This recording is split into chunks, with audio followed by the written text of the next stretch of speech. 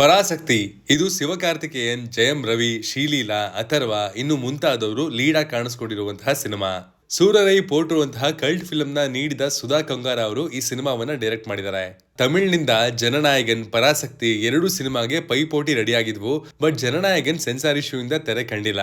ಪರಾಸಕ್ತಿ ಸಿನಿಮಾದ ಟ್ರೈಲರ್, ಸುಧಾ ಕೊಂಗಾರ, ಶಿವಕಾರ್ತಿಕೇಯನ್ ಇವರೆಲ್ಲರ track record cinema ಮೇಲಿನ ನಿರೀಕ್ಷೆಯನ್ನ ಸ್ವಲ್ಪ ಮಟ್ಟಿಗೆ ಹೆಚ್ಚಿದ್ವು. ಈ ಸಿನಿಮಾವನ್ನ ನೋಡಿದ ನಮ್ಗೆ ಏನನ್ನಿಸ್ತು, ಎಕ್ಸ್ಪೆಕ್ಟೇಷನ್ಸ್ ರೀಚ್ ಆಯ್ತಾ, ಏನೆಲ್ಲ ಇಂಪ್ರೆಸ್ ಮಾಡ್ತು, ಏನೆಲ್ಲ ಡಿಪ್ರೆಸ್ ಮಾಡ್ತು, ಎಲ್ಲವನ್ನ ಈ ರಿವ್ಯೂಲ್ ಹೇಳ್ತೀನಿ, ಬನ್ನಿ ನೋಡ್ಕೊಂಬರೋಣ. ಹಾಯ್, ಎಲ್ರಿಗೂ ನಮಸ್ಕಾರ ಅಂಡ್ ವೆಲ್ಕಮ್ ಟು ಖಡಕ್ ಸಿನಿಮಾ. ಇದೊಂದು ಸೋಷಿಯಲ್ ಪೊಲಿಟಿಕಲ್ ಡ್ರಾಮಾ ಜಾನರ್ಗೆ ಸೇರುವಂತಹ ಸಿನಿಮಾ. 1960ರ ದಶಕದಲ್ಲಿ ಮಡ್ರಾಸ್ನ ಹಲವೆಡೆ ಹಿಂದಿ ಭಾಷೆಯನ್ನ ಅಲ್ಲಿನ ಜನರ ಮೇಲೆ ಹೇರ್ತಾ ಇರೋದನ್ನ ಖಂಡಿಸಿ ಹಲವರು ಪ್ರೊಟೆಸ್ಟ್ ಮಾಡ್ತಿದ್ರು. ಇಬ್ರು ಸಹೋದರರು ಈ ಹೋರಾಟದ ಎರಡು ಆಪೋಸಿಟ್ ಎಂಡ್ಸ್ ನಲ್ಲಿ ಇದ್ದಾರೆ. ಅದ್ ಯಾಕೆ, ಈ ಪ್ರೊಟೆಸ್ಟ್ ನಡುವೆ ಏನಾಯ್ತು ಅಂಡ್ ಅದರ ಬಳಿಕ ಏನೆಲ್ಲ ಆಯ್ತು, ಅಷ್ಟಕ್ಕೂ ಇಲ್ಲಿ ತಿರುನಾಡನ್ ಪ್ಲೇಡ್ ಬೈ ಜಯಂ ರವಿ ಅವರ ಪಾತ್ರ ಏನು ಅನ್ನೋದನ್ನ ನೀವು ಸಿನಿಮಾ ನೋಡೇ ತಿಳ್ಕೊಬೇಕು.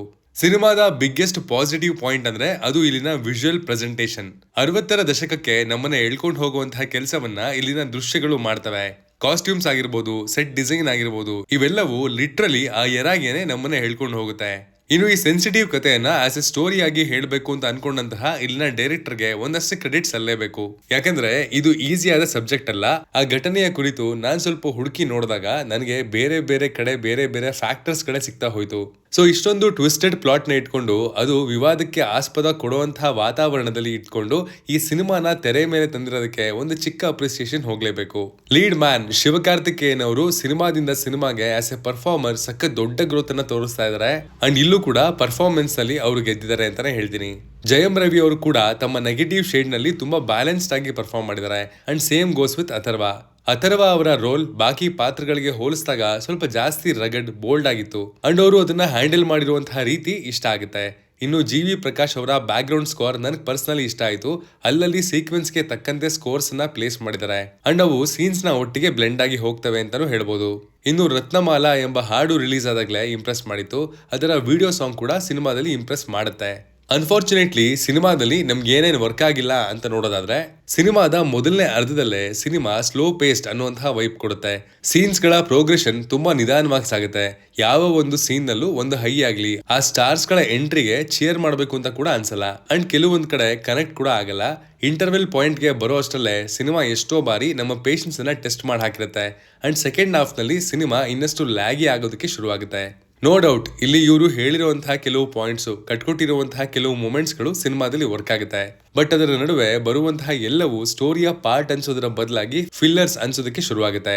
ಯಾವುದೇ ಸಿನಿಮಾ ತಗೊಂಡ್ರು ಅಲ್ಲಿ ಇಂತಹ ಇಂಪಾರ್ಟೆಂಟ್ ಸೀನು, ಇಂಪ್ಯಾಕ್ಟ್ಫುಲ್ ಸೀನ್ಸ್ ನ ಅಡಿಪಾಯವಾಗಿ ಇಟ್ಕೊಂಡು ಅದರ ನಡುವೆ ಫಿಲ್ಲರ್ಸ್ ಹಾಕೇ ಹಾಕ್ತಾರೆ. ಬಟ್ ವಾಟ್ ಇಫ್ ಆ ಎರಡು ಅಡಿಪಾಯಗಳ ಮಧ್ಯದ ಅಂತರ ಎಟಕದೇ ಇರುವಷ್ಟು ದೂರ ಆಗೋದ್ರೆ? ಇಲ್ಲೂ ಕೂಡ ಅದೇ ಆಗಿರೋದು. ಇನ್ನು ಜಯಂ ರವಿ ಅವರು ಕೊಟ್ಟಂತಹ ಜಾಬ್ ಅಂತೂ ಆನ್ ಪಾಯಿಂಟ್ ಮಾಡಿದ್ದಾರೆ. ಬಟ್ ಆಸ್ ಅ ಕ್ಯಾರೆಕ್ಟರ್ ಅಲ್ಲೊಂದು ಆರ್ಕ್ ನ ಕೊರತೆ ಖಂಡಿತ ಆಯ್ತು. ಸಿನಿಮಾ ಎಲ್ಲೆಲ್ಲಿ ಎಮೋಷನಲ್ ಆಂಗಲ್ ಅನ್ನ ತಗೋಬೇಕಿತ್ತೋ ಅಲ್ಲೆಲ್ಲ ಸಿನಿಮಾ ಎಕ್ಸಾಗ್ರೇಟೆಡ್ ಅಂತ ಅನ್ಸೋದಕ್ಕೆ ಶುರುವಾಗುತ್ತೆ. ಇಷ್ಟು ಚಿಕ್ಕ ವಿಷಯವನ್ನ ಯಾಕಪ್ಪ ಇಷ್ಟೊಂದೆಲ್ಲ ಕಿರ್ಚಾಡ್ಕೊಂಡು ಹೇಳ್ತಿದ್ದಾರೆ ಅಂತ ಕೂಡ ಅನ್ಸುತ್ತೆ. ಇನ್ನು ಶ್ರೀಲೀಲಾ ಹಾಗೂ ಶಿವಕಾರ್ತಿಕೇಯನ್ ಅವರ ನಡುವಿನ ಲವ್ ಆಂಗಲ್ ಕೂಡ ಪಾರ್ಷಿಯಲ್ ಆಗಿ ಮಾತ್ರ ವರ್ಕ್ ಆಗಿದ್ದು. ಶ್ರೀಲೀಲಾ ಅವರು ಈ ಕ್ಯಾರೆಕ್ಟರ್ಗೆ ಸಖತ್ ಎಫರ್ಟ್ ಹಾಕಿದ್ದಾರೆ. ಆ ಎಕ್ಸ್ಟ್ರಾ ಎಫರ್ಟ್ ಡೆಫಿನೆಟ್ಲಿ ಸ್ಕ್ರೀನ್ ಮೇಲೆ ಎದ್ದು ಕಾಣುತ್ತೆ. ಈ ತಂಡದ ಬಳಿ ಒಳ್ಳೆ ಸ್ಟಾರ್ಸ್ ಇದ್ರು, ಇಂಪ್ಯಾಕ್ಟ್ ಮಾಡಬಹುದಾದಂತಹ ಕಾನ್ಸೆಪ್ಟ್ ಇತ್ತು. ಬಟ್ ಸಿನಿಮಾ ಎಲ್ಲವನ್ನ ಬ್ಯಾಲೆನ್ಸ್ ಮಾಡೋದ್ರಲ್ಲಿ ಒಂದು ಲೆವೆಲ್ಗೆ ಇಂಬ್ಯಾಲೆನ್ಸ್ ಆಯ್ತು ಅಂತ ಕೂಡ ಹೇಳ್ತೀನಿ. ಖಡಕ್ ಆಗಿ ಹೇಳೋದಾದ್ರೆ ಪರಾಸಕ್ತಿ ಒಂದು average to above average watch. ಒಳ್ಳೆ ಮೂಮೆಂಟ್ಸು, ಸೌಂಡ್ ಮಾಡುವಂತಹ ಸೀನ್ಸ್ ಇದಾವೆ. ಬಟ್ ಆ ಸೀನ್ಸ್ ಬರೋ ಅಷ್ಟರಲ್ಲಿ ನಾವು ಸಿನಿಮಾದಿಂದ ಸ್ವಲ್ಪ ಡಿಸ್ಕನೆಕ್ಟ್ ಕೂಡ ಆಗ್ತೀವಿ. ಇದಾಗಿತ್ತು ಪರಾಸಕ್ತಿ ಸಿನಿಮಾದ ರಿವ್ಯೂ. ನೀವು ಈ ಸಿನಿಮಾವನ್ನು ಆಲ್ರೆಡಿ ನೋಡಿದ್ರೆ ನಿಮ್ಗೆ ಏನ್ ಅನಿಸ್ತು ಅನ್ನೋದನ್ನ ಕಮೆಂಟ್ ಮಾಡಿ ತಿಳಿಸಿ. Signing off, Manu.